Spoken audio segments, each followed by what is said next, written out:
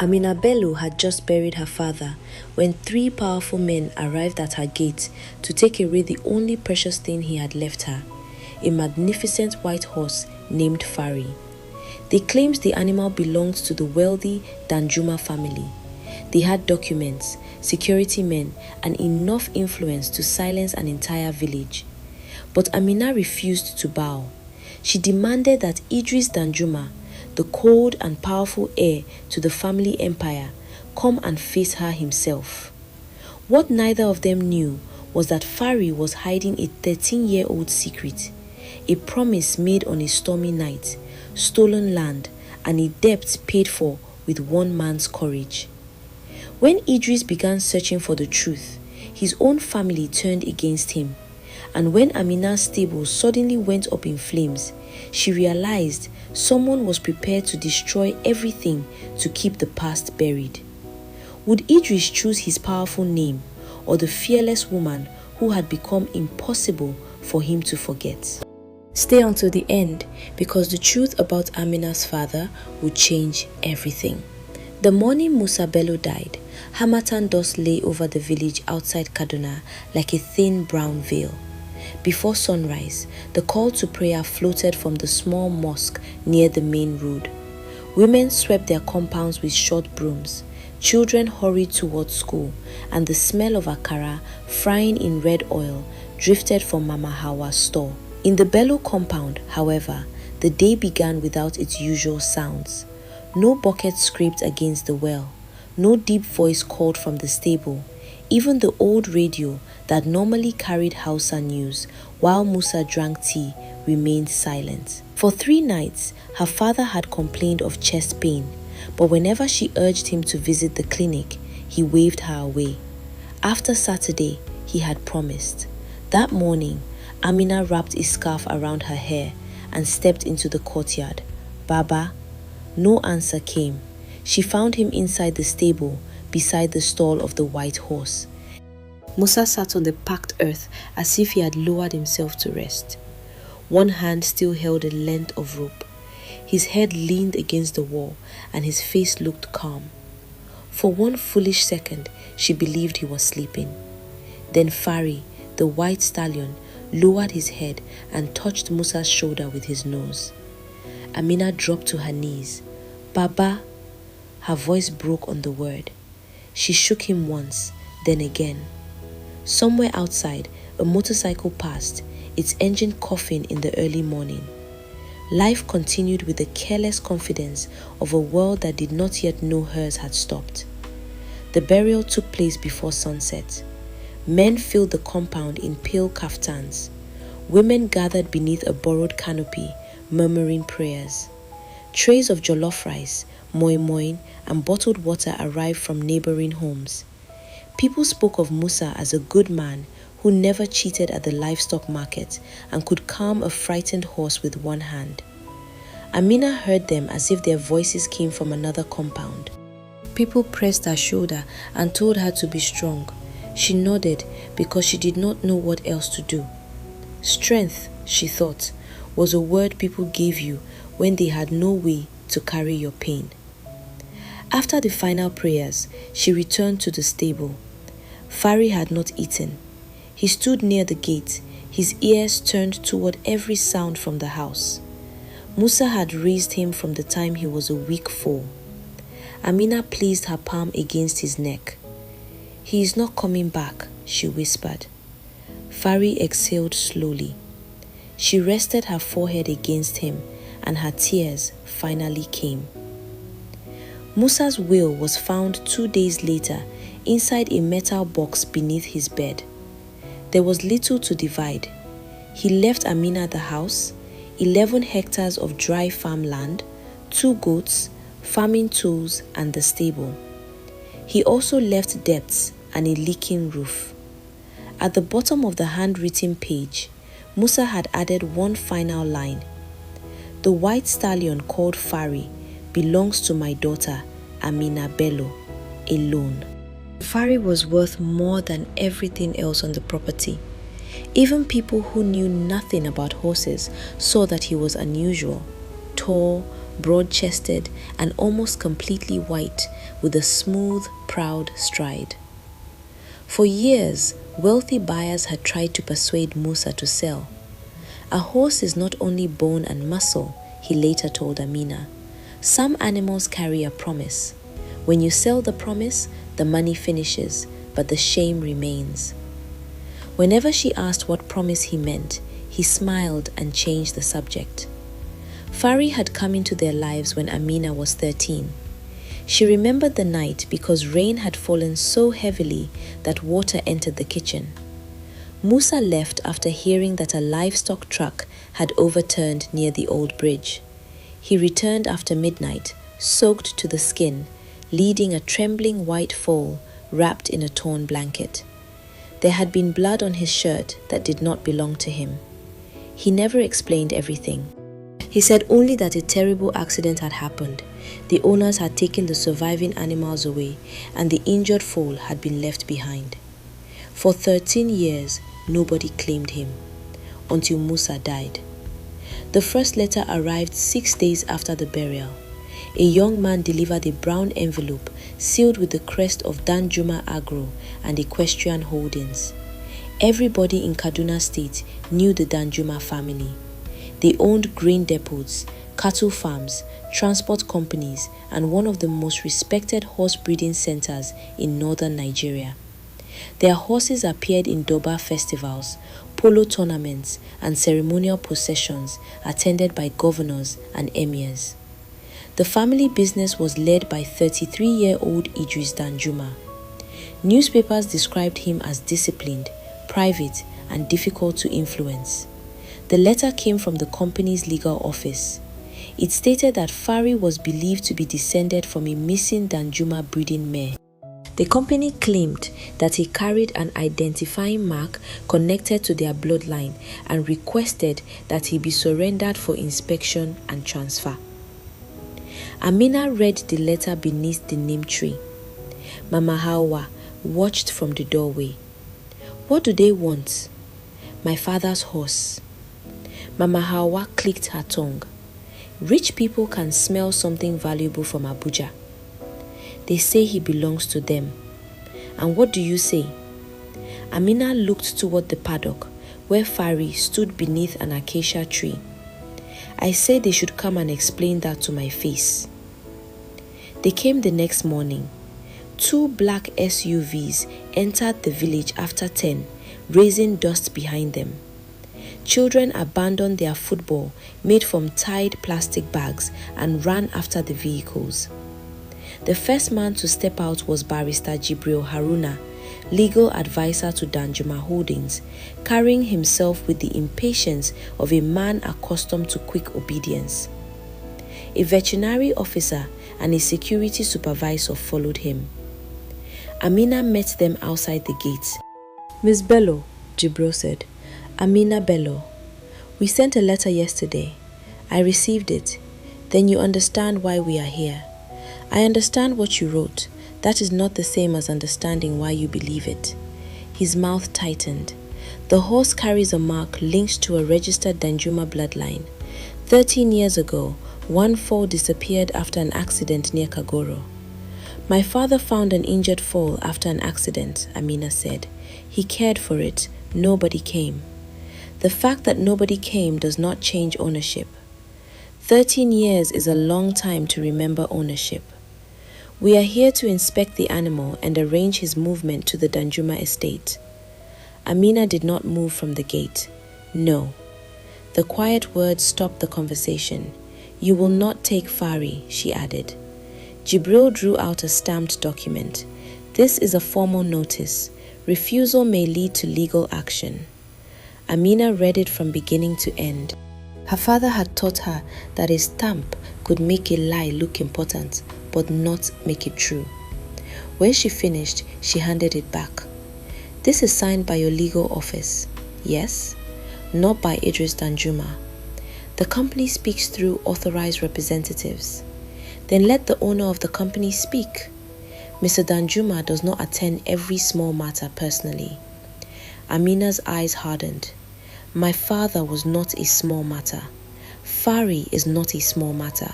If your company wants to take what my father left me, Idris Dandjuma can come here himself.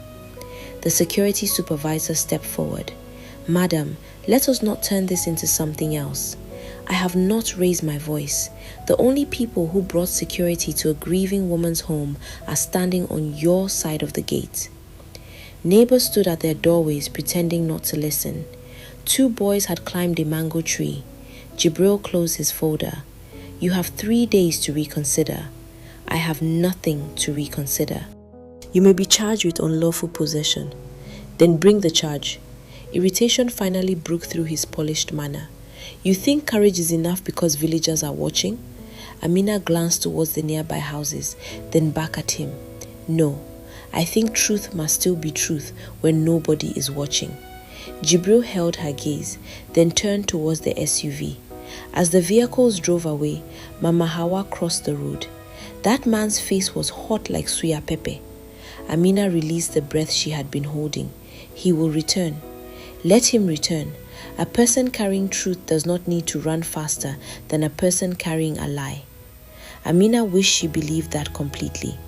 That evening, she locked the stable herself and kept her father's old torch beside her bed. At the Dandjuma estate, Barrister Jibril entered Idris's office and placed the folder on his desk. She refused. Idris did not look up immediately. On what ground? She says the horse was inherited legally. She also says she would deal with no one except you. That made Idris raise his eyes. Me? She wants your signature and your presence. Apparently, she believes the matter is too important for representatives. What is her name? Amina Bello. And the father? Musa Bello. Small farmer, horse handler, no significant connections. Idris opened the report. Did you threaten her? I informed her of the legal consequences. That was not my question. Jibril paused. I explained our position firmly. Her father died less than a week ago, Idris said. The timing is unfortunate, but delay could complicate recovery. Recovery of what? The bloodline. Idris studied the attached photograph. Fari stood beneath an acacia tree. Even in the poor image, his resemblance to the old Dandjuma ceremonial horses was clear. In the background stood a young woman with one hand resting on the stallion's neck. She looked calm but protective. Who took this? The veterinary officer. Without her permission? Jibril did not answer. Idris closed the folder. No seizure. Sir? No security team. No attempt to remove the horse until I review the original records. Your uncle believes immediate action is necessary. My uncle is not managing this matter. What should I tell the woman? Nothing. Nothing? I will speak to her. The following morning, before the heat rose and traffic thickened on the Kaduna road, Idris left the estate alone. He drove an old dark green Land Cruiser rather than one of the company SUVs. There was no security vehicle, no lawyer, and no family crest on the door. The road narrowed after the junction, passing roadside stalls, cattle, and men discussing football over tea. When Idris reached the Bello property, he stopped outside the gates. The compound was smaller than he had imagined, with cracked walls, mismatched zinc sheets, and an old rope swing beneath a neem tree. It did not look like a place hiding stolen wealth. Amina was in the paddock, carrying a bucket towards the water trough. Fari followed behind her without a rope, moving with the ease of an animal that trusted her completely. The horse noticed Idris first. Fari stopped, raised his head, and turned his ears forward. Amina followed his gaze and set down the bucket. Idris stepped from the vehicle and walked toward the gate. She recognized him immediately, though they had never met. Perhaps it was the newspaper photographs or the quiet confidence of a man used to being heard. Amina wiped her hands on her tunic and waited. When he reached the gate, neither spoke at once. A radio played somewhere in the village. a woman called to a child. Wind stirred the dry leaves beneath the neem tree. Idris looked at the white stallion. Then he looked at Amina. "You asked to speak with me." "Yes, I am Idris Dandjuma." "I know." There was no bow, no nervous smile, and no attempt to please him. Only grief, exhaustion, and a steadiness that made him understand, for the first time since the file had been placed on his desk, that the matter before him was not merely about the ownership of a horse. It was about a promise somebody had buried. And Amina Bello was not going to let it remain buried. Idris remained outside the gate while Amina studied him with the same attention she might have given a stranger approaching a frightened horse. He was taller than she expected, dressed in a pale kaftan and dark trousers, without a convoy or security men. His face was calm, almost unreadable. Amina opened the gate only halfway. "You came alone. You asked for me, not for a convoy. That did not stop your lawyer from bringing security. I heard about that. You heard his version. That is why I am here." Fari stood behind her, watching Idris with his head raised. "May I come in?" Idris asked. "You may enter the compound, not the stable." He nodded and walked through. The yard was quiet. Idris noticed the repaired fence, the patched zinc roof, and the neatness of a place where nothing could be wasted. Amina poured water into the trough. Fari followed her without a rope. "My father raised him from a foal," she said. "Whatever paper your family has, this is the life Fari knows. I am not here to drag him away.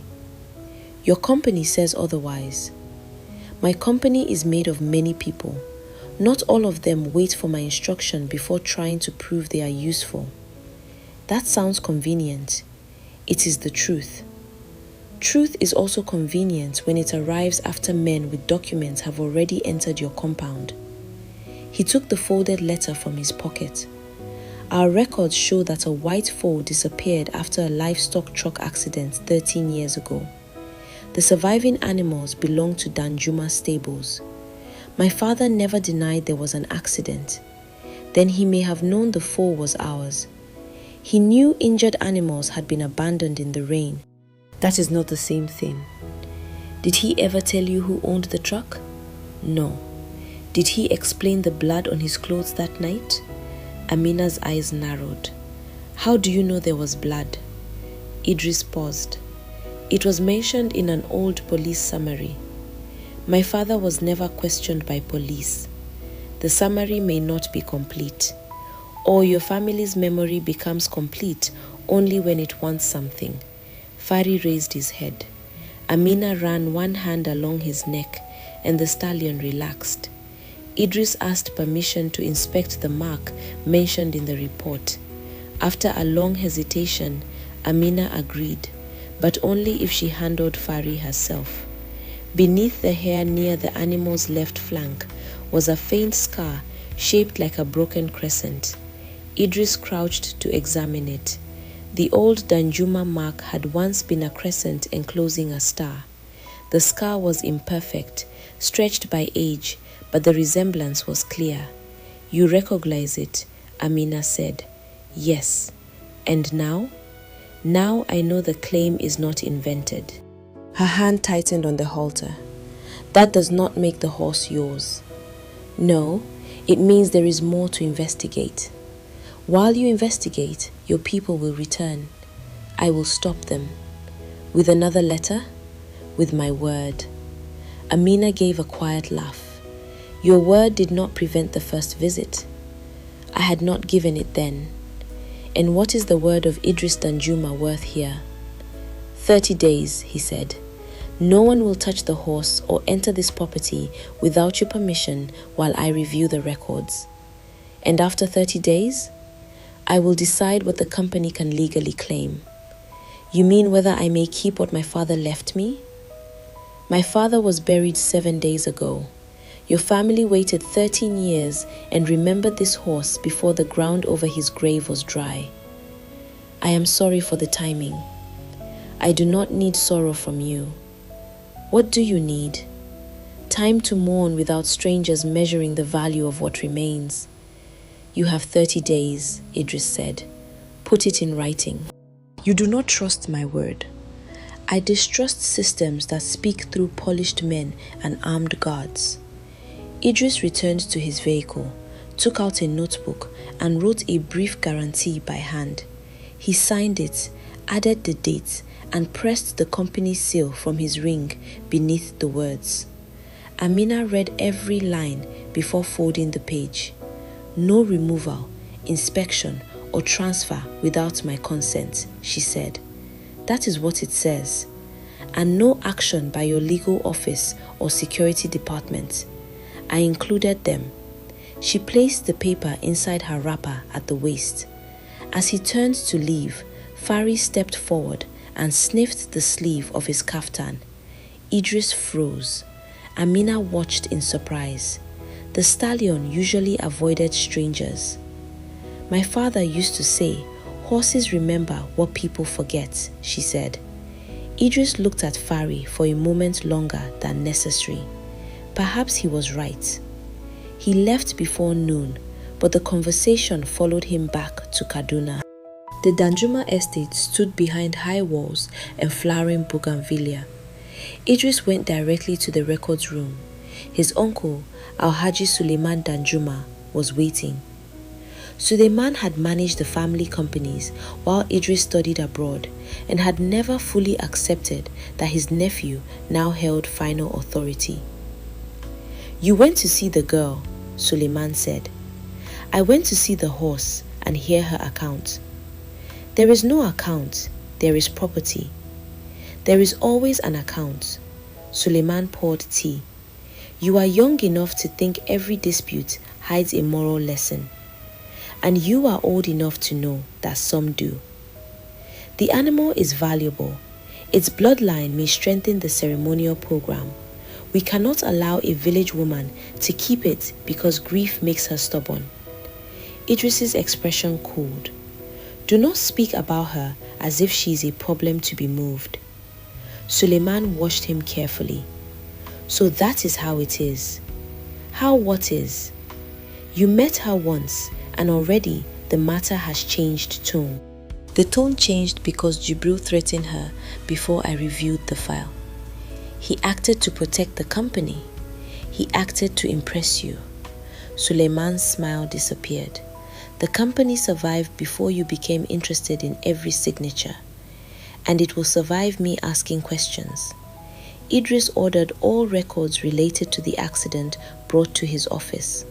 Suleiman warned that some files had been damaged during a warehouse flood. Idris told him to bring whatever remained. That evening, Idris found the first inconsistency. The transport log listed 6 horses, but the insurance report listed only 5 recovered and 1 dead. A police note referred to a missing foal and an injured child passenger whose name had been removed. Idris remembered that at 8 years old, he had begged to ride with the transport team because his favorite breeding mare was being taken to a ceremonial exhibition. His father had reluctantly agreed. 2 weeks after the crash, Suleiman had authorized compensation for local assistance, but no recipient was named.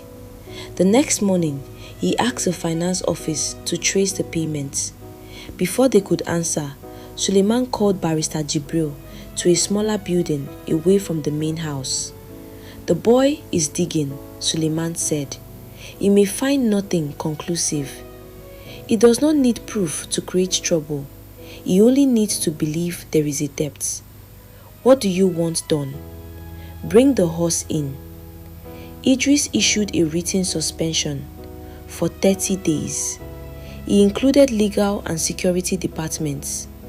Then do not use either. Send stable workers with an emergency veterinary order. Say the animal may carry a contagious condition. That will not stand if she challenges it. It only needs to stand long enough for the horse to enter this compound. Jibril hesitated. If Idris learns I acted, you work for Dandjuma Holdings, not for one man's conscience. By late afternoon, 3 men left the estate in a livestock truck. Amina spent the day repairing the stable roof with her cousin Bashir. Idris's promise remained inside a tin box beside her father's will. He had listened without pity, yet he still belonged to the family trying to take Fari. After sunset, Mama Hawa bought tuwo shinkafa and miyan kuka. You have not cooked properly since your father died, she said. I have eaten. Biscuits are not food. Even sorrow needs strength. The sound of an engine interrupted them. A livestock truck stopped beyond the gates. 3 men climbed down, wearing green overalls with the Veterinary Services logo. One carried a clipboard, another held a lead rope. Amina stood. What do you want? The man claimed Fari might have been exposed to equine influenza and must be moved into quarantine. Show me the order. He handed her a paper bearing a government-looking stamp. Amina read it beneath the veranda lights. The wedding was clumsy and the issuing office had the wrong address.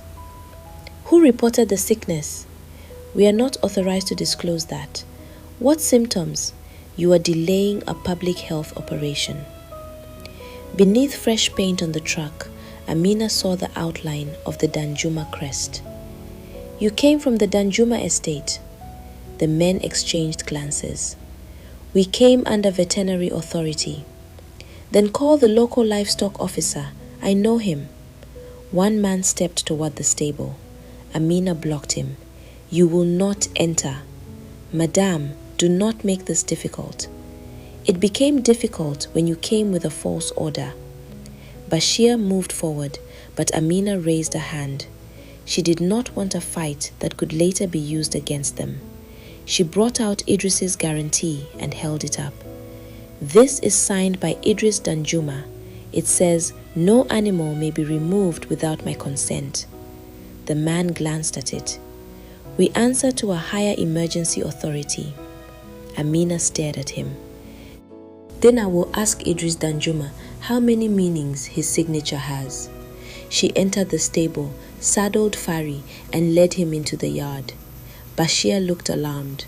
Where are you going? To the estate. At this hour? If I wait until morning, they may return with more men. The workers tried to block the gate, but Fari reared just enough to make them step back.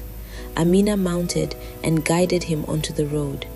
The Dandjuma estate was holding a charity dinner for businessmen, officials, and traditional leaders. Guests in flowing babanriga and embroidered gowns filled the illuminated garden. Idris was speaking with an emirate council member when a guard hurried toward him. Sir, there is a woman at the main gate on a white horse. She says she will not leave. Idris knew before the guard finished. Open the gate. Fari entered beneath the security lights, his white coat shining as Amina rode toward the courtyard. She dismounted before Idris reached her. Suleiman appeared behind him, anger hidden beneath a formal smile. Amina, Idris said, what happened? She handed him the false veterinary order and then his written promise. 3 men came to remove Fari. They said an emergency order was greater than your word. Idris read the paper. His jaw tightened. Who sent them? They came in a truck from your estate. Suleiman stepped forward. This is neither the time nor the place for a private dispute. Amina turned to him. It became public when your men came to my gate after dark. Murmurs moved among the guests. Idris looked at Suleiman. Did you authorize this? The animal may pose a veterinary risk. I acted to protect the estate. You acted against my written instruction. You are allowing emotion to interfere with property. Idris's voice became very calm. No one touches the horse. You would embarrass this family before guests for the sake of a village girl. Idris did not look away. The family was embarrassed before she arrived. He ordered the guards to hold the livestock truck at the gate and take the names of every man involved. Then he turned to Amina. Fari may remain in the guest stable tonight. You may stay in the women's residence, or I will provide an escort home. I will not leave him here. Then neither will I. She searched his face, trying to decide whether the words were meant for her or for the watching crowd. Your people came despite your signature, she said. Why should I believe another promise? Idris folded the false order slowly. Do not believe the promise yet. Watch what I do next. Behind them, Fari struck one hoof against the stone. For the first time that night, Idris Dandjuma looked not angry but afraid. The guests were still whispering when Idris ordered the false veterinary team brought into the service courtyard. Amina remained beside Fari, one hand on the stallion's neck. The animal had calmed, but she had not. She watched the men in green overalls being questioned and noticed that none of them seemed surprised to see Alhaji Suleiman nearby. Idris returned after speaking with security. They were hired through a contractor linked to one of our transport units, he said. Linked to your uncle? I have not confirmed that.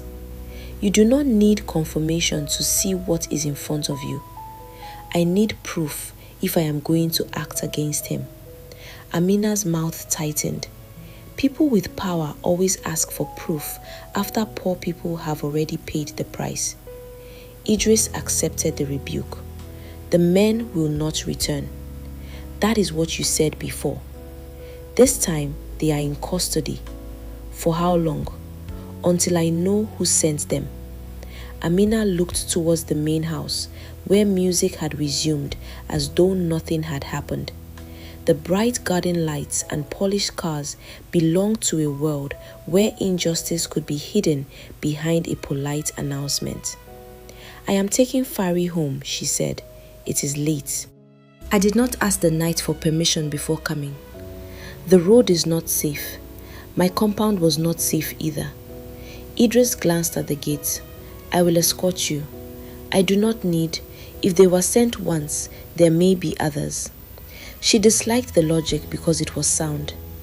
Idris changed into riding clothes and brought a dark bay stallion from the family stable. They left through a side gate. For several minutes, they rode through air scented with dust and wood smoke. Amina kept Fari slightly ahead. You ride well, Idris said. My father taught me. He must have trusted horses more than people. He trusted people who deserved it. Did I deserve to ride beside you tonight? No. The answer came so quickly that Idris almost smiled. Then why am I here? Even a person you do not trust can be useful on a dark road. That is honest. My father said a clean wound heals faster than one covered with sweet words. You are still angry.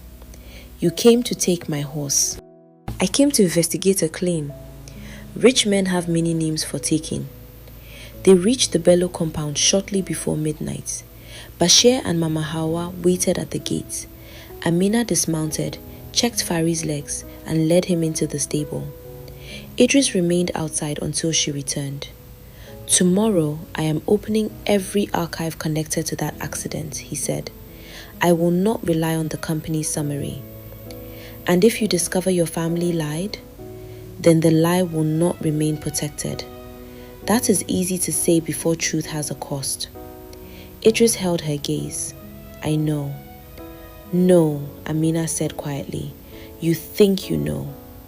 She closed the gate between them. Before sunrise, Idris entered the oldest records building on the estate. The archive occupied 2 rooms behind the former accounts office. Dust covered the shelves. Several boxes were marked damaged after an old flood. He instructed the records clerk, Malam Yusuf, to bring every paper connected to the accident near Kagoro 13 years earlier. Yusuf hesitated. Sir, some files were transferred. Where? To a warehouse in Zaria. Who gave that instruction? Alhaji Suleiman. When? Why? He said the records were no longer useful. Idris sent a driver to Zaria and began with what remained. The police report described heavy rain, failed brakes, and an overturned livestock truck carrying 6 horses. One adult driver was injured. A child passenger was found unconscious near the vehicle. The name of the rescuer had been left blank. Idris read the line twice. He had been 20. He had insisted on accompanying his favorite breeding mare to a ceremonial exhibition despite his father's objections. He remembered thunder, the truck swerving, mud, firelight, and strong arms carrying him away. The family had told him estate workers saved him. A veterinary note recorded one missing white foal with injuries to the left hind leg. Another paper authorized compensation for civilian assistance and animal recovery. The amount was large enough to transform the life of a small farmer. There was no recipient signature. By midday, the driver returned from Zaria with 3 damp boxes. One had been opened recently. Inside were transport receipts and a handwritten account from the truck driver, Malam Danladi Sabo. The statement said that after the crash, a local horse handler arrived before police. He pulled the young man from the wreckage, stopped leaking fuel from reaching the fire, and freed a trapped white foal. The rescuer's name was Musa Bello. For several seconds, only the ceiling fan seemed to move. Musa Bello had saved his life. The father of the woman his company had threatened had carried him from a burning truck. Idris read the statement again. Danladi had written that Musa stayed until help arrived. He refused to leave the injured foal in the rain, saying it would die before morning. A Dandjuma representative told him to care for it temporarily and promised that the family would return. No one returned. Beneath the statement, Idris found a land assessment. 12 hectares beside Musa's property had been approved as compensation, then cancelled in red ink under Suleiman's initials. Most of that land was later transferred to a company secretly linked to him. Idris stood so abruptly that his chair struck the wall. "Find Malam Danladi," he told Yusuf. The retired driver arrived the following afternoon. Age had bent his back, but not his memory. "You were the young man," he said. "Yes. I wondered whether you remembered." "Only pieces." Allah was merciful. If Musa had arrived 5 minutes later, the fire would have reached you. Why was his name removed from the report? I cannot say who removed it. After the accident, Alhaji Suleiman came to the clinic. He said the family would handle everything quietly. Was Musa paid? Danladi gave a bitter laugh. He was promised money and land. He received neither. Why did he keep the foal? He did not keep it at first. He waited. I carried 2 messages from him to the estate. No answer came. The foal was weak and had a damaged leg. Musa spent his own money treating it. Did my uncle know? He knew. And my father? Your father was ill and later traveled abroad with you. I do not know what he was told. Why did Musa never return? He came once. He waited from morning until afternoon. Alhaji Suleiman sent word that the matter was closed. Musa left without shouting. Danladi lowered his eyes. He said a person should not beg twice for what was promised freely. That evening, Idris went to the Bello compound without calling ahead. Amina was repairing a broken section of fence. She saw his vehicle and continued working until he approached. "You found something," she said. "Yes." She placed a hammer on a post. "What?" The accident was not only about the foal. Amina's face changed. "My father saved someone. He saved me." She stared at him. "You?" "I was in the truck. He pulled me from the wreckage before the fire spread." My father never told me. Perhaps he did not want gratitude to become a burden. Amina looked toward the stable. He always said, doing the right thing becomes smaller when a person keeps counting who owes him. My family promised him compensation, money and land. He received neither. Her expression hardened. Who stopped it? My uncle. And Fari? Musa was asked to care for the four temporarily. No one returned. He sent messages. He came to the estate and was turned away. So Fari was abandoned. Yes. And now your family calls him stolen. Idris did not defend them. Amina walked to the stable door. All these years, my father worked beside land your family had promised him. 12 hectares were approved. 8 were later transferred to a company linked to my uncle. Her eyes shone, but she did not cry. He died worrying that I would not be able to keep this place. I am going to restore the land. You think land can return 13 years? No. You think another document will balance what happened? No. Then why are you here? Because you deserve to hear the truth from me before anyone shaped it into another lie. She turned and looked at him. I do not need your pity. It is not pity. What is it? Shame. The honesty stopped her. I belong to the family that benefited from what was done. I was alive because your father acted, and I grew up without knowing his name. That is not your crime. No, but what I do now is my responsibility. The wind moved through the dry grass. Fari appeared at the stable opening and watched them. My father did not save you so that one day you would come here and feel guilty, Amina said. I know. Do you? I think he saved me because he was the kind of man who would not leave another person beside a burning truck. The anger in her face shifted into grief. Yes, she whispered. That was who he was. Idris remained where he stood. I will transfer full ownership of Fari to you and return the land. Without conditions? Without conditions. And your uncle? I will confront him. Amina shook her head. Confronting a powerful man inside his own family is not the same as defeating him. I am not asking you to trust me. You keep saying that because trust demanded too early is another form of pressure. She looked at him with surprise. Something small changed between them. Not forgiveness, only the first fragile thought that Idris might be different from the machinery surrounding his name. Amina picked up the hammer. My father would have offered you water. Then I will accept water. She brought a metal cup and filled it from the clay pots in the house. Idris drank beneath the neem tree. When he handed the cup back, their fingers touched briefly. Neither spoke of it. Idris left before sunset. From a vehicle parked near the junction, one of Suleiman's men watched him drive away. By nightfall, Suleiman had heard everything. He sat in his private study with Barrister Jibril and 2 senior managers.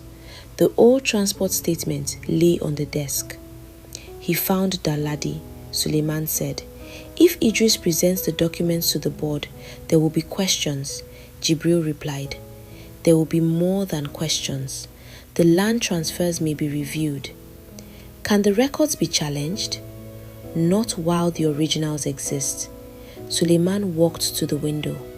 And the girl now knows. What do you intend to do? His voice was quiet. People believe fire destroys only wood and paper. They forget it also destroys confidence. Jibril stared at him. You cannot mean... I mean there will be an accident at an old rural stable during dry season. Nothing more. That could kill someone. No one is to be harmed. You cannot control fire. Suleiman turned. Then make sure the people you use can. At home, Amina fed Fari and locked the stable. Remembering Idris's face when he said shame, she wondered whether he might truly stand against his family. Across the dry field, hidden beyond the acacia trees, a small red light appeared and disappeared as someone lit a cigarette. Amina did not see it. Fari did. The stallion raised his head, fixed his ears toward the darkness, and struck the ground once with his hoof. Fari struck the ground again. Inside the house, Amina was folding her father's old shirts into a wooden chest when the stallion gave a sharp, unnatural cry. She froze. Fari did not call like that without reason. Amina ran into the courtyard. At first, she saw only darkness, the pale line of the stable roof and dry grass bending under the night wind. Then she smelled petrol. A thin orange light appeared behind the stable wall. "Bashir!" she shouted. Flames climbed the dry thatch beside the rear fence and ran up the wooden supports as if they had been waiting there all evening. Amina seized a bucket, filled it at the drum, and threw water against the wall. The flames hissed, bent back, and rose higher. Fari kicked against his stall door. "I am coming!" Smoke pushed into the courtyard. Amina wrapped her scarf across her mouth and entered the stable. The goats were screaming, chickens scattered beneath her feet. She opened their pen and drove them toward the yard. Fari's eyes were wide. His whole body trembled. "Easy, my boy." She pulled at the bolt, but the wood had swollen from heat. It would not move. Outside, Mama Hawa shouted for help. Neighbors arrived with buckets, blankets, and jerry cans. Amina struck the bolt with a hammer. Once, twice. On the third blow, it shifted. A burning piece of roof fell behind her. Fari reared. "Come!" The stallion lunged through the opening just as part of the wall collapsed. Amina caught the lead rope and ran with him into the courtyard. For one breath, she believed they were safe. Then a frightened goat darted back toward the stable. Fari twisted, pulled free, and bolted through the open gate. "Fari!" Bashir caught Amina's arm. "The fire is spreading." "He will run toward the dry field. If you go there, you will not see the ground." She pulled free. "My father left him to me." She disappeared beyond the gate. At the Dandjuma estate, Idris was still awake. His phone rang shortly after midnight. The caller was a junior security officer from the transport division. "Sir, 2 men collected fuel without a work order. They were seen driving toward the northern villages." "Which men?" The officer gave their names. Both had worked for Suleiman's private contractors. Idris took his keys and ran. Twice he called Amina. Twice the call failed. Then he saw an orange glow against the sky. The Bello property was burning. Men passed buckets hand to hand. Women beat sparks from the grass with wet wrappers. Idris jumped from the vehicle. "Where is Amina?" Mama Hawa pointed towards the field. The horse ran. She followed him. Idris took a torch and ran. "Amina!" Only the crackle of fire answered. He found hoofprints beside an irrigation channel. The tracks turned towards a grove of acacia trees where smoke hung low. "Amina!" This time he heard coughing. He found her kneeling beside Fari. The lead rope had tangled around a fallen branch. Sparks drifted through the air around them. "The rope is caught," she said. Idris crouched and cut it with his knife. Fari surged forward. "Take him towards the road." Amina grabbed the rope. A loud crack came from behind them. A burning acacia branch fell across the path. Idris pushed Amina aside. The branch struck his shoulder and drove him to the ground. "Idris!" For a moment, he could not breathe. Amina dragged at the branch. The burning end scorched his sleeve. He rolled free, biting back a cry. "Can you stand?" "Yes." That was not convincing. "Take Fari. I am not leaving you." The fire moved through the grass behind them. Idris forced himself up. His left arm hung badly, but he could walk. Amina placed his good arm across her shoulders and led Fari with the other hand. When they reached the compound, the worst of the fire had been contained. Half the stable roof was gone. One wall had collapsed. The neem tree was black on one side. Mama Hawa touched Amina's face. then saw Idris's shoulder. "He needs a hospital." "I am fine," Idris said. "You are not fine," Amina replied. A nurse from the local clinic examined him beneath the veranda light. His shoulder was dislocated, and the skin along his arm was blistered. As the nurse prepared a sling, Amina noticed a yellow jerry can near the damaged rear fence. On the surviving portion of the label were the words, "Dandjuma Transport Services." She stopped. Idris followed her gaze. "Your company," she said. "This proves the fuel came from one of our depots. It proves your people were here." "Yes. And you knew enough to come. I received a warning after the men had already left. But you did not call me. I tried." Amina checked her phone. 2 missed calls appeared, but fear made everything harder. "How did the person who warned you know where they were going?" "He did not know exactly. Yet you came here." "Because of what I found. I knew my uncle had reason to stop the investigation." "So you believed my home might be in danger." "I believed it was possible." "And you left me here while you collected proof." "I did not know he would do this." "You knew he had sent men before." "I detained them, and still he reached my gate." Idris lowered his voice. "Amina, I did not order this. I know you did not carry the petrol yourself, but every road leading to this fire passes through your family." Idris looked at the burned stable and had no answer that would not sound like defense.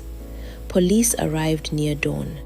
They photographed the jerrycan and found tire marks leading towards the highway. Suleiman arrived after sunrise with Barrister Jibril and 3 security men. "This is terrible," he said. "Alhamdulillah, no life was lost." Amina stood beside the ruined stable with soot on her face. "You came quickly." "We heard there had been an accident." "It was not an accident. Let the police investigate before we accuse anyone." Idris stepped forward.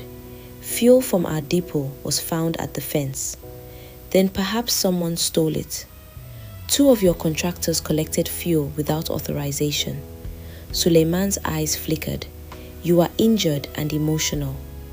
"No one touches the transport logs," Idris said. "Every record from the last week is to be sealed. Any employee who alters one line will be dismissed and reported. You do not issue such orders in a village compound before strangers. These people are not strangers. Their home was attacked. You are allowing that woman to turn you against your blood." "My blood did not pull me from a burning truck 13 years ago. Her father did." Silence spread through the compound. Suleiman stared at him. "So you found the old report?" "I found enough." "Old papers can be misunderstood. Then explain them to the board." "You are creating a scandal that would damage everyone carrying our name." Idris looked at the blackened stable. The damage was done before the scandal. Suleiman left without offering help. By afternoon, Idris had arranged temporary fencing, feed and roofing sheets. He worked with one arm in a sling and did not ask for thanks. When the compound became quiet, Amina found him beneath the damaged neem tree. "You should go to a proper hospital." The nurse said the shoulder is back in place. She also said the burns need treatment. "I will go." "You always say you will do something after one more thing." He looked up. "Your father used to say that?" He said a person who keeps postponing care may discover the body has stopped negotiating. Idris smiled faintly. "I would have liked him." "He saved your life. That is more than liking." Amina sat on an overturned bucket several feet away. The rising sun revealed the true damage. The roof was gone, the feed store was destroyed, and the paddock fence had burned for nearly 20 meters. "I can rebuild," she said. "Yes, but not before the dry season becomes worse. I will pay for everything." "No. Amina, your family cannot burn my home and then purchase my silence with repairs." "It would not be silence. That is how it will look." "I do not care how it looks." "I do." Idris studied her face. "What will you do?" I have a relative near Jos. She keeps horses for tourists and polo clubs. She offered me work after my father died. You are leaving? Only until I decide what remains possible here. When? As soon as I can arrange transport. You should not have to leave because of my uncle. I am not leaving because of him alone. Then why? Because every time I begin to believe your word, another vehicle from your family enters my gate. Idris looked away. I will stop him. You may. You do not believe me. I believe you want to. Wanting is not the same as winning. He wanted to tell her that he had never been more certain of anything, but certainty spoken by Dandjuma had already caused enough damage. I will bring you the transfer papers for Fari and the land records. Do it because it is right, not because you think it will keep me here. I know. She stood. Do you? Idris rose more slowly because of his shoulder. Yes. For a moment, they faced each other amid ash and the smell of wet timber. Amina noticed the burn along his forearm. Without thinking, she touched the edge of the bandage. You could have been killed. So could you. I was saving what my father left me. I was saving you. The words came before he could soften them. Amina's hand fell away. Neither of them spoke. The truth stood between them, frightening because it was simple. Idris returned to the estate that afternoon and went directly to the finance office. By evening, he had found payments made through shell companies controlled by Suleiman. One had purchased fuel the night of the fire. Another held the land taken from Musa. The evidence was no longer a suspicion. It was a structure. Idris summoned the board for an emergency meeting, ordered an independent audit, and sent copies of the records to a lawyer outside the family network. Suleiman called senior relatives and influential elders. He told them Idris had become unstable, that grief over an old accident and attachment to a village woman were clouding his judgment.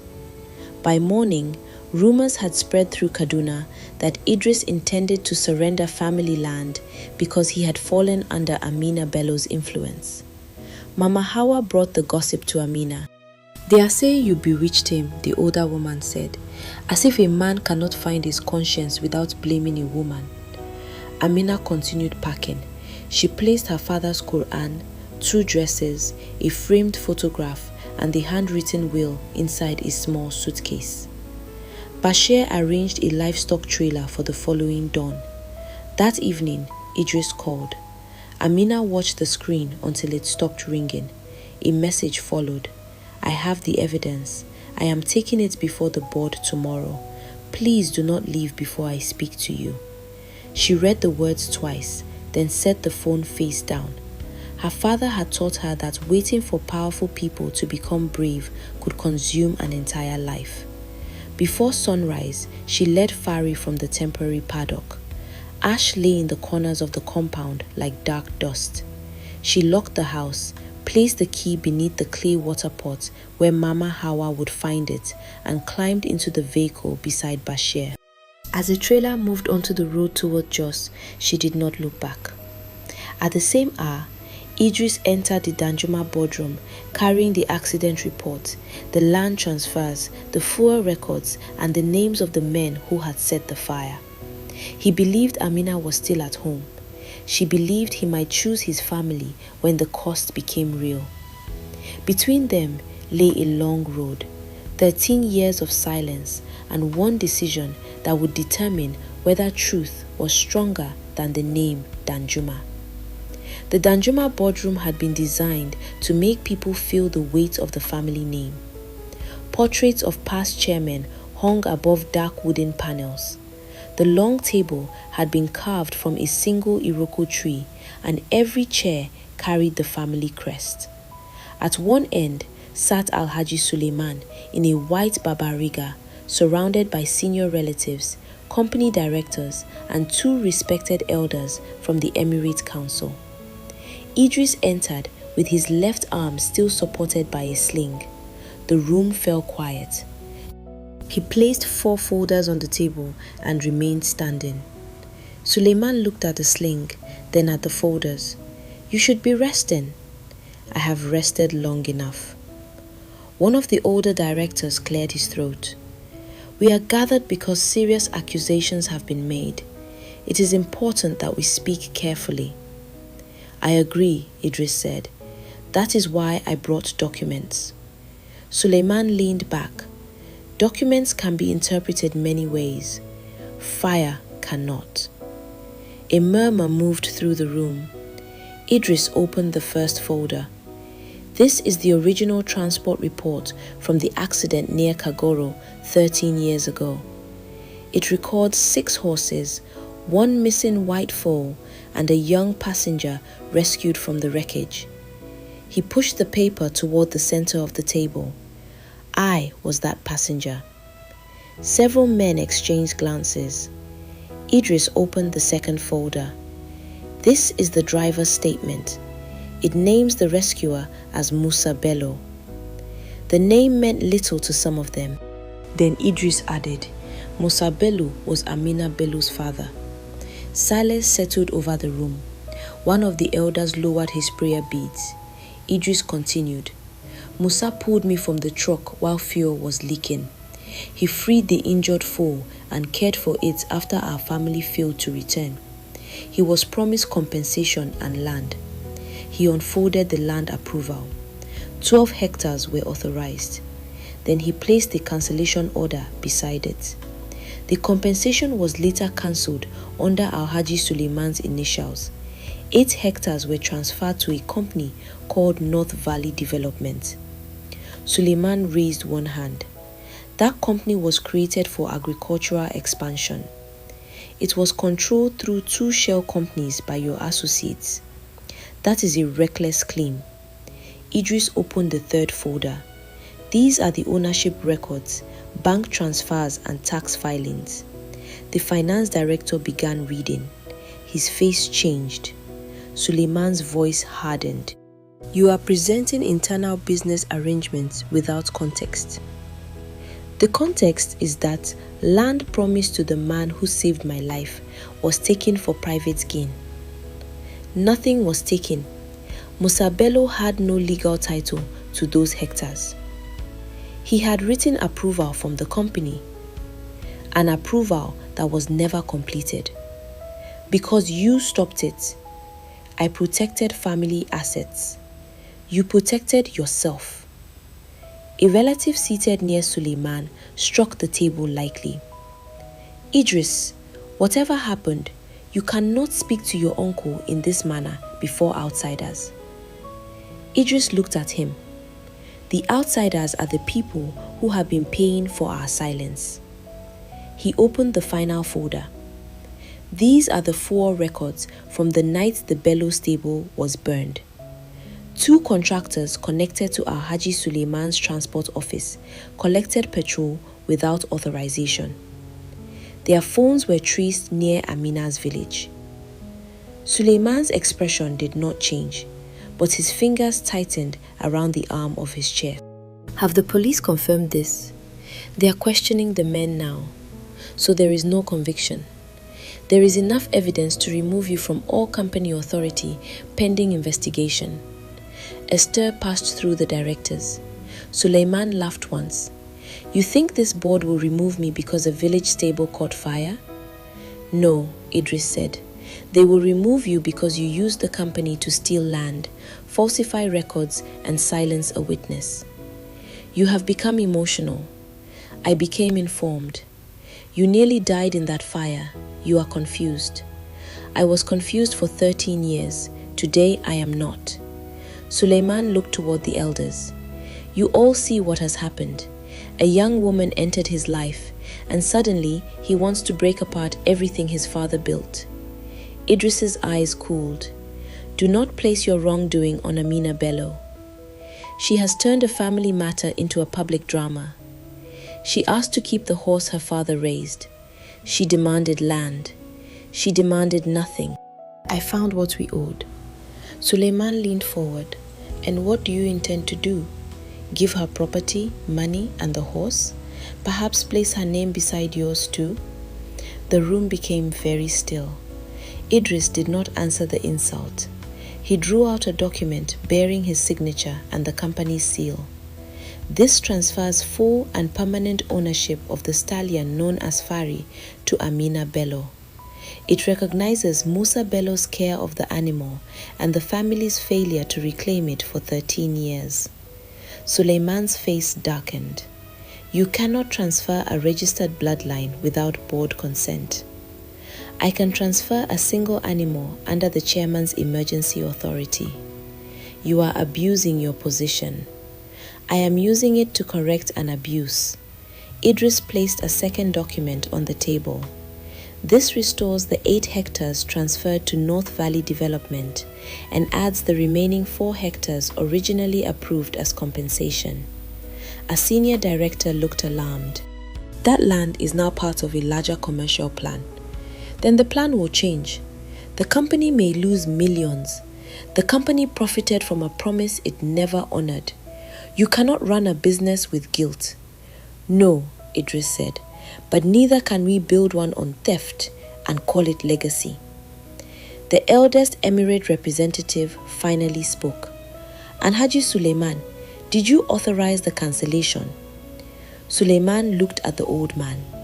I authorized hundreds of decisions during that period. That was not the question. Suleiman's pause was brief, but it was enough. The elder turned to Idris. And the fire? The police investigation is ongoing.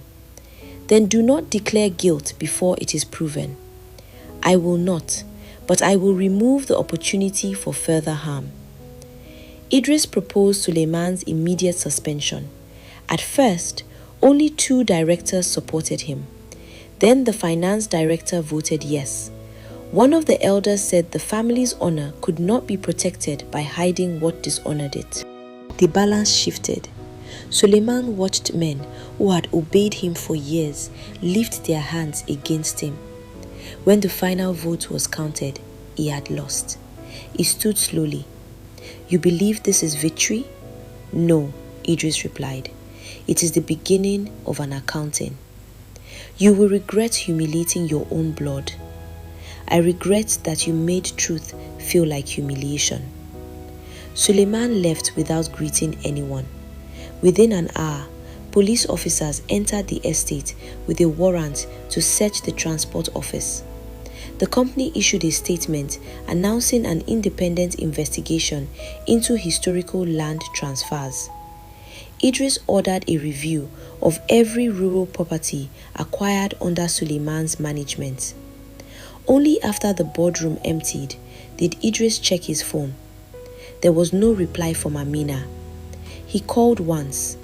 The number rang until the network cut off. He called Bashir.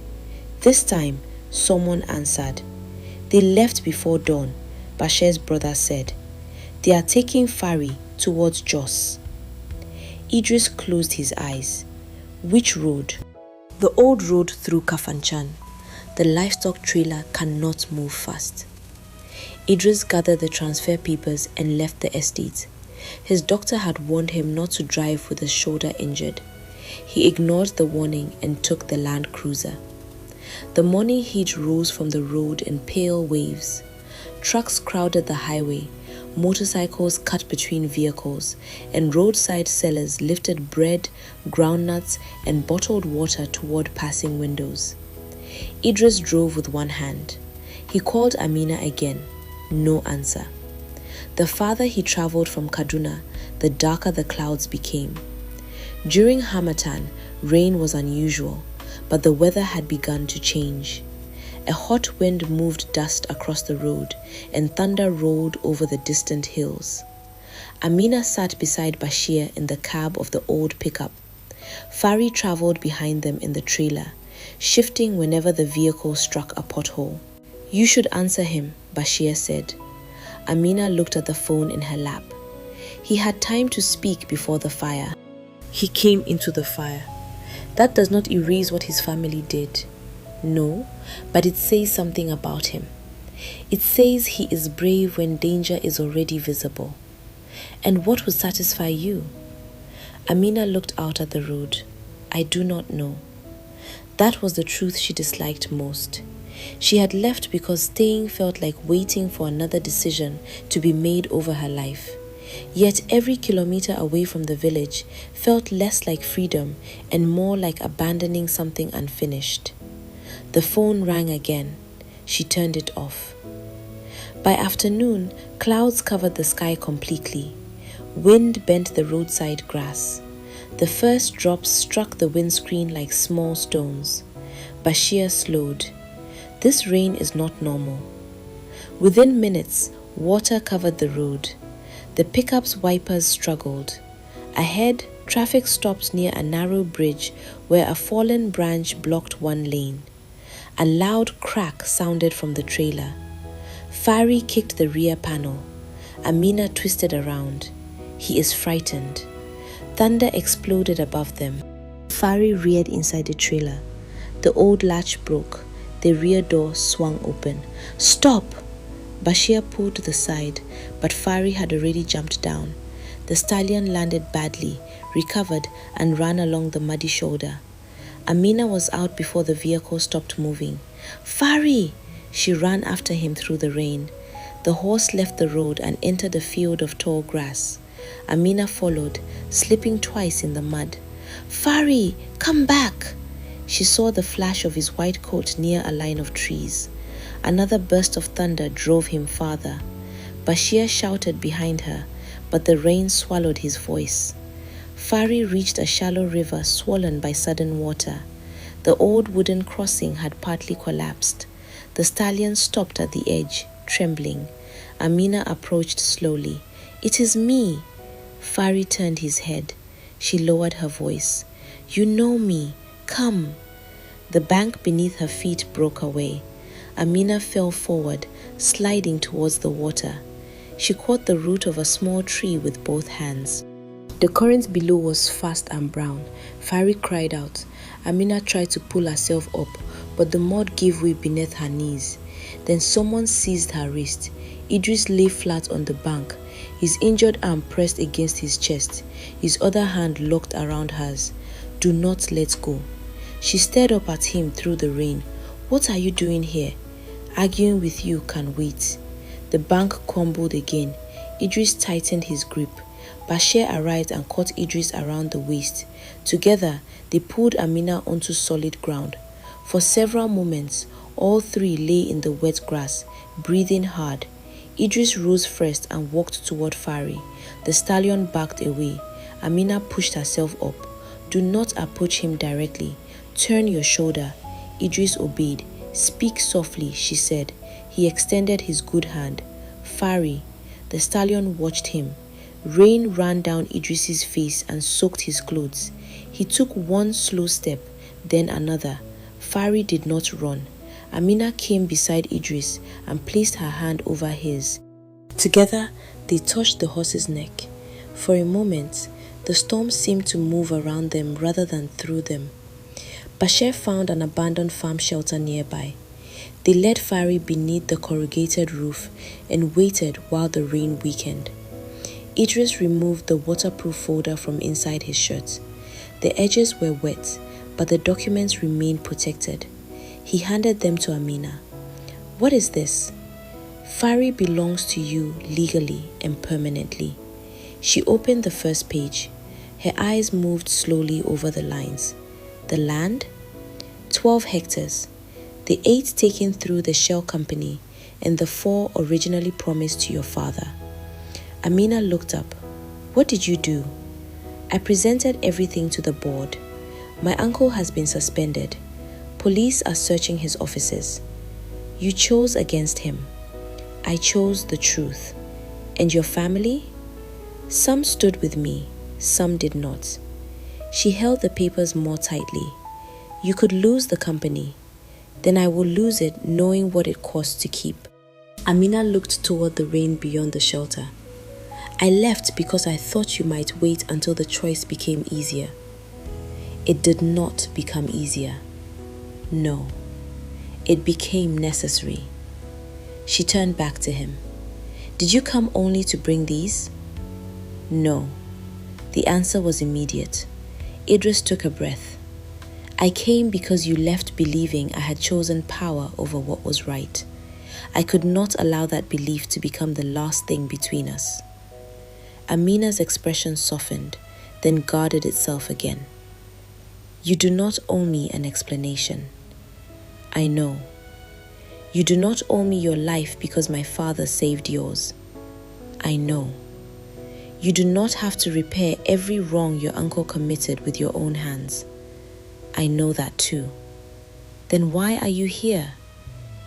Idris looked at her, not at the papers, not at Fari, and not at Bashir standing at a respectful distance. Because when I thought you had gone, the estate felt empty in a way it had never felt before. Amina said nothing.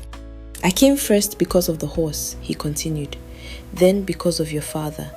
After that, I kept returning because you were the only person who spoke to me without measuring what my name could give or take. Idris, I am not asking you to stay because of gratitude. I am not asking you to forgive my family because I confronted one man. I am asking you not to close the road between us before I have had the courage to tell you that you matter to me. The rain softened to a whisper against the roof. Amina looked at him for a long time. You arrived with documents again. A faint smile touched his face. I did. You Dandjuma people trust paper too much. This time, the paper gives something back. She lowered her eyes to the transfer deed. My father should have lived to see this. Yes, he would have pretended not to care. I would have known he was pretending. You never met him. I have been learning him through the choices he made. Amina wiped rain from her cheek.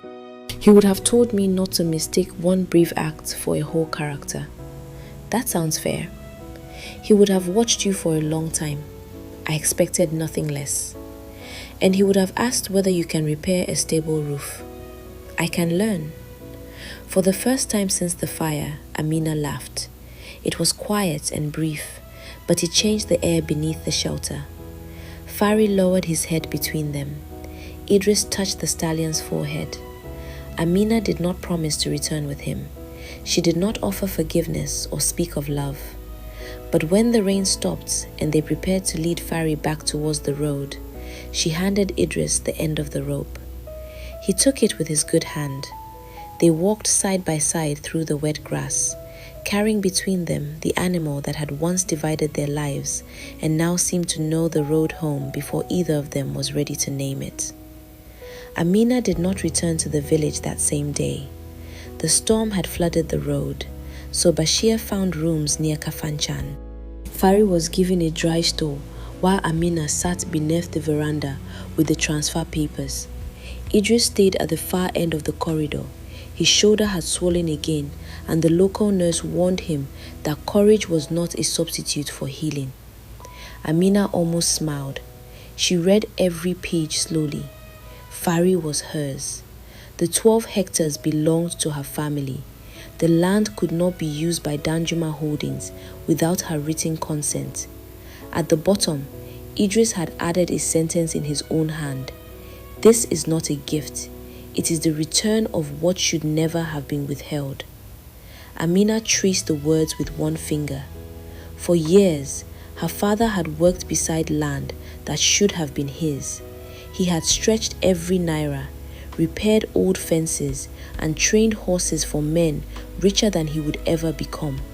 Now the truth had arrived, too late for him to stand upon that land. Near midnight, she found Idris beneath the veranda. Only a rechargeable lamp remained on the table. You should be sleeping, she said. So should you. I was reading. I know, you read important things more than once. You noticed that? I noticed many things about you. His directness unsettled her. She placed the documents between them. My father would have accepted the land. He would not have accepted money for saving you. I know. That is why the restitution is for what was promised and taken, not for my life. And the stable? I will rebuild it if you allow me. No, I will rebuild it. You do not have to prove strength by carrying everything alone. And you do not have to prove goodness by paying for everything. Idris leaned back. Then tell me what is fair. That surprised her. You can help with labor and materials at normal cost. No grand donation, no plaque carrying your family name. Agreed. The land remains separate from your company. Agreed. And I decide what happens there. Agreed. You answer quickly. I came prepared to lose every argument except the one asking you to let me remain in your life. Amina looked away. You speak boldly for a man who nearly fell into a river. I had a strong hand holding me. You were holding me. Then perhaps we were both fortunate. She stayed. The next morning, they returned toward Kaduna. When the vehicles reached the Bello compound, neighbors gathered along the road. Mama Hawa came out with both hands raised, thanking God that Amina and Fari were safe. Then she saw Idris. You again. Idris lowered his head respectfully. Good morning, Mama. Your family has brought enough trouble to this compound. Yes, Mama. And you are injured again. Yes, Mama. Then perhaps your head is finally opening. Amina covered a smile. News of the board meeting had spread. Radio stations reported Suleiman's suspension. Amina showed the land papers to the village head and the local surveyor. The old boundaries were marked again. The Bello property once more extended to the stream beyond the acacia grove. She stood there alone that evening. The land was dry, uneven, and partly covered in thorn bush. To anyone else, it might have looked like another burden. To her, it looked like her father's unfinished sentence. She knelt and pressed her palm against the soil. We got it back, Baba, she whispered. The work began 3 days later. Bashi organized laborers. Mama Hawa fed everyone rice, beans, and fried plantain beneath the neem tree. Idris arrived in an old shirt and work trousers, without a driver or guard. He picked up a hammer with his good hand. Amina watched him. Have you ever used that? I have seen one used. That was not my question. No. She handed him a smaller hammer. Start with the loose boards. Do not touch the roof. By midday, he had struck his thumb twice and bent several nails. The workers tried not to laugh. Mama Hawa did not try. This is the man who manages many companies. Idris looked at the crooked board. Management and carpentry are different departments, Mama. Then stay in your department before the stable falls again. Even Amina laughed. Idris returned the following day and the day after that. He learned to mix cement, carry timber, and follow instructions without turning every task into authority. When his shoulder improved, he helped raise the new roof beams. He never mentioned what the labor cost him in meetings or family conflict. That silence mattered to Amina. By the beginning of the rainy season, the new stable was complete. It had brick lower walls, a metal roof, and wide ventilation openings. Amina refused the polished stone suggested by Idris's architect. I need a working stable, not a palace for horses. The 12 hectares were divided carefully. Part became pasture. Part was planted with maize and groundnuts. Near the stream, Amina created a training field. Her plan grew slowly. She wanted village teenagers to learn horse care, basic veterinary skills, and stable management. Many admired ceremonial horses, but saw no path into professional work. Idris helped arrange instructors, but Amina chose the students. The first group included boys and girls, though some parents questioned that choice. Amina answered by mounting Fari and guiding him across the field with no whip and no fear. After that, fewer people argued. The center was named the Musa Bello Horse and Land Skills Center. On the day the sign was raised, Amina stood beneath it for a long time. My father would have complained that the letters were too large, she said. He would have been proud. He would have hidden it. I am beginning to understand that. Idris had also changed the company. He created an independent office to review disputed land acquisitions. Farmers could present claims without paying legal fees. Barrister Jibril, facing dismissal and criminal exposure for his part in the false veterinary order, agreed to cooperate with investigators. His testimony connected Suleiman to the contractors and the fuel payments. Months later, Suleiman was convicted of fraud, unlawful land transfers, and organizing the arson. The court sentence did not restore the years Musa had lost, but it ended the belief that the Dandjuma name could place a man beyond accountability. One evening, Idris found Amina repairing a bridle beneath the name tree. "I brought something. If it is another document, take it back." "It is not." He held out Musa's old metal box. Amina recognized it immediately. "Where did you find this?" "In the archive warehouse." Inside were 2 letters Musa had sent after the crash. In the first, he described the foal's injuries. In the second, he asked whether the Dandjuma family intended to collect the animal or honor the promised land. There was also a short note written years later. "I have stopped asking. The horse survived and became part of my household. If one day the Dandjuma family remembers him, let them also remember the promise made in the rain." Amina read the note without speaking. Her tears fell onto the paper. Idris sat beside her but did not touch her until she reached for his hand. "My father knew they might return," she said. "Yes. He prepared me without telling me why. He trusted you. He should not have carried this alone." "No." They remained beneath the tree until the evening call to prayer moved across the village. Afterward, Amina folded the letters carefully. "Thank you," she said. It was the first time she had thanked Idris without caution around the words. One afternoon, he arrived on horseback. "You finally came without a machine," Amina said. "I was told horses remember what people forget." "Who told you that?" "A difficult woman at a gate." "She sounds wise." "She is." They rode toward the stream. The rains had turned the fields green. Children waved from the road and cattle moved slowly in the distance. Near the old bridge, Idris stopped. "This is close to where the accident happened. You remember?" "More now. Rain, fire, your father telling me not to sleep." "What did he call you?" "Young man," as if I were already responsible for surviving. Amina smiled through sudden tears. "That sounds like him." Idris dismounted. She followed. "I spent much of my life believing responsibility meant controlling what happened next," he said. "Your father taught me otherwise without knowing me.